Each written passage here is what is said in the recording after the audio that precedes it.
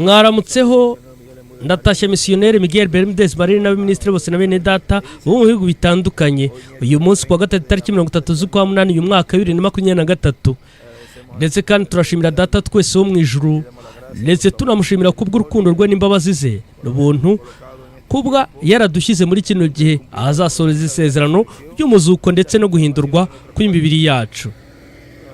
Ubu turi kuri uru ruhande muri kino gice cy'umuhanda aho dutangiye kumena sima kuri uno munsi wa none, kandi muri iyi minsi twakomeje kugenda dutegura uyu muhanda hose ndetse tunahakomeza, noneho tunatunda ibyo kuzuza mwaha ngaha kugira ngo uyu muhanda tukomeze. Mbere na mbere tubanza gukuraho agace ka mbere, tugakuraho nka metero ugereranyije, noneho kugira ngo nyuma muri icyo gice gisigaye tugende tumenamo twuzuzamo ibisabwa ibijyanye naho hano tubyita tosca cyangwa se gravier, kugira ngo bityo tubashe gukomeza aka gace uyu muhanda. Noneho ubu tumenamo sima ariko twamaze kubona ko umuhanda ari umuhanda ushobora kwihanganira ukomeye byakwihanganira kwakira iyi sima. Uyu muhanda ibeto ni ukuraho buri gace nuko tugenda tugategura kugira ngo tugende dushyiramo igice cya sima tumenamo sima. Rero abantu bubaka nibo bamenye ibintu ndimo mvuga, kuko hari bene data bamwe badasobanukiwe ibyo bintu mba ndimo mvuga, n'iyo nzira yose binyuramo yo gukora uwo murimo wo kubaka umuhanda. Rero iki gice uyu muhanda urahura n'umuhanda w'amajyepfo kuri parikingi ukageza ku gice cy'iburengerazuba mu gice cy'amajyaruguru y'ikibanza, naho turimo tuhategura parikingi. Rero hari metero 92 zirimo zitegurwa, noneho kugira ngo haze gukorwa undi muhanda ukurikiraho. Rero aka gace kajyanye ahangaha aho twaturutse ku rundi ruhande, urumva ni uguturuka kuri uriya muhanda hariya. Ahangaha niwo muhanda uza ugahura n'uyu nguyu w'ahangaha. Noneho hariya niho umuntu asohokera ava mu muhanda mukuru muremure, hari ikamyo irimo imurika. Noneho hariya ku rundi ruhande hakaba undi muhanda.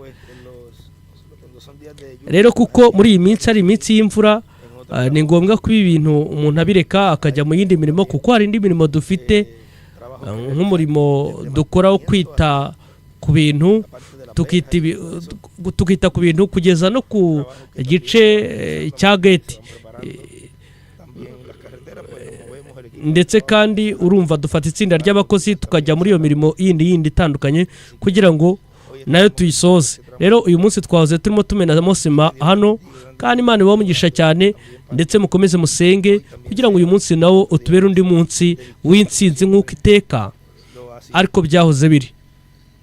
Kandi muri iyi minsi bwo tugiye gukomeza tuvuge ku byerekeranye n'ubwo bwiru bw'ikimenyetso cya karindwi, aribwo twakomeje kugenda duhishurirwa umunsi ku wundi. N'ubwiru bukubiyemo ukwizera ko kuzamurwa, hatari ubumenyi bwo guhinda kurindwi kw'inkuba, hatari ubumenyi bwo kwizera kuduhesha guhindurwa, hatari ubwo bumenyi nta n'umwe ushobora kubona adoption, kugira ngo bityo Imana ibashe gusoreza muri buri umwe isezerano ryo guhindurwa. Adoption ni adoption ya yindi Yesu yagize hariya, ndetse kandi ni n'ubwiru ibyabereye ku musozi wo guhindurirwa, kuko mwumve neza hariya habonetse Mose na Eliya bahari, kandi kugira ngo haboneke adopsiyo y'abana b'Imana muri kino gihe cya nyuma, ni ngombwa ko haba hari ubukozi bwa Mose na Eliya hagati y'itorero, kandi kugira ngo haboneke umuzuko wabo bagiye mu bisekuru byatambutse kugeza no muri kino gihe cyacu, ni ngombwa ko hagati muri bo hariya muri paradiso hagomba kuba hari ubukozi bwa Mose na Eliya nanone, nabo bategereje kuza k'umwami. Mu yandi magambo rero, ukugera kwe hariya kuzerekana ko umuzuko ugiye kubaho. Hari ubutumwa abivugamo, wenda mu iyi minsi, muri zino mpera z'icyumweru cyangwa se ikindi gihe, niho nabiteguriye, aho bo mu kwakira ugushyika kuriya muntu hariya, ubwo bazaba baramaze kwitegurira kuzuka. Iminsi 3 n'igice, urumva ni igihe kigufi, nka cyagiye Yesu yamaze hari ubwo yanyuraga muri paradiso nyuma yo kubwiriza muri dimansiyo ya 5 ikuzimu. Ba bandi batumviye mu minsi ya Nowa, yanyuze muri paradiso maze arabazana, arabazura. Mu yandi magambo rero, urumva ko hagomba kubaho kirya gikorwa muri kino gihe cya nyuma cy'ibyahishuwe 11, kugira ngo nanone ajye hariya bazane. Kandi ni kimwe n'uko Petero harya yabwiye Yesu, kuko Yesu kenshi yajyaga avuga ati umwana w'intama azagambanirwa, azacirwa urubanza, azahamwa igihano, acirwa igihano ndetse abambwe, ariko ku munsi wa 3 azazuka. Petero aravuga ati icyo kintu kikakubeho Yesu. Urumva batekerezaga ko aje kwimika ubwami bwa Mesiya, ariko hariya Yesu abwira Petero ijambo rikakaye, aramubwira ati mva inyuma Satani. Rero mu yandi magambo, urumva ko hariya Petero ntabwo yari ahumekewe, nta nubwo yari asizwe n'umwuka w'Imana, ahubwo yari asizwe n'umwuka wa Sekibi, kuko atifuzaga ko umurimo w'Imana usohozwa, ndetse ngo Yesu akore cya kindi cyatumye atumwa gupfa ku musaraba i Karuvali. Kubw'iyo mpamvu rero, mu kumara kumenya icyo gikorwa cyabereye hariya kuri Petero, ibaze umuntu wahawe imfunguzo z'ubwami akigaragaza kuriya. Tugomba kwirinda cyane, tukigengesera muri kino gihe. Mbere na mbere ntitwinjire mu bufana, ndetse nanone ntituvuge tuti ibyo ntibikakubeho, kandi umuntu akavuga ati ibyo ntibigomba kuba, kuko birimo bivugwa bityo muri iki gihe.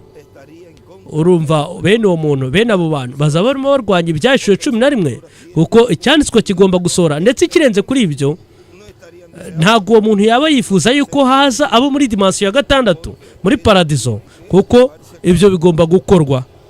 Ndetse ikirenze kuri ibyo ngibyo, ikindi kintu ni uko mu kujya kwe hariya, mu kugenda kwe, murebe hari ibikorwa byinshi byabayeho Yesu apfa. Mu gupfa kwe, ikibanze muri byose ni ukubona abana b'abakobwa n'abahungu benshi b'Imana. Urumva ni ukuvuka ubwa kabiri hakoreshejwe urupfu rwe. Urumva yaje kuducungura mu kuza kwa mbere, ndetse no mu kuza kwa kabiri aje kuducungura. Yaducunguye mu kuza kwa mbere aduha umubiri wa teofaniya, naho mu kuducungura mu kuza kwa kabiri aje aduha umubiri uhawe ubwiza kandi witeka. Kandi uko niko habagaho kugira ukuvuga ubwa kabiri muri babandi bizeraga kuza kwe kwa mbere nk'umwana w'intama w'Imana. Mu kuza kwa kabiri rero, mu kwizera kuza kwe kwa kabiri, uwizera kuza kwe kwa kabiri azakira umubiri uhawe ubwiza, umubiri umeze kimwe n'umubiri wakiriwe n'umukundwa umwami wacu Yesu Kristo ubwo yazukaga. Nuko rero ikirenze kuri ibyo, nyuma y'ibyo, murebe ibikorwa byinshi by'uruhererekane bitandukanye byabayeho. Ukubwirizwa ko muri dimansiyo ya 5 ndetse no muri paradiso, ajyayo kugira ngo azane abera bo mu isezerano rya kera, ndetse na nyuma n'umurimo uri hagati y'iminsi 30 na 40 hano. Rero murabona ibyo yakoze byose nyuma y'urupfu rwe ku musaraba Kalvari ni byinshi. Nicyo gituma rero ibyaje 11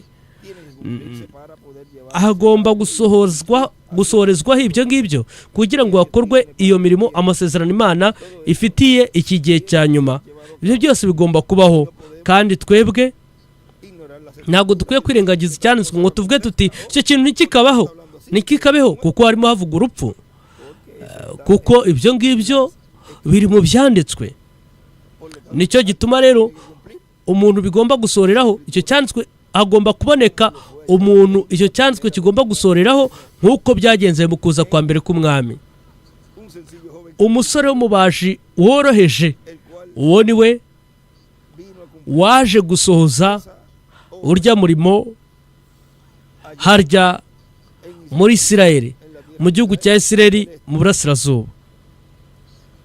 Naho iburengerazuba niho hasorera ukuza kwa kabiri, kuko nicyo gice cy'ahera cyane ho mu rusengero rw'umwuka rwa Kristo. Harya hari iburasirazuba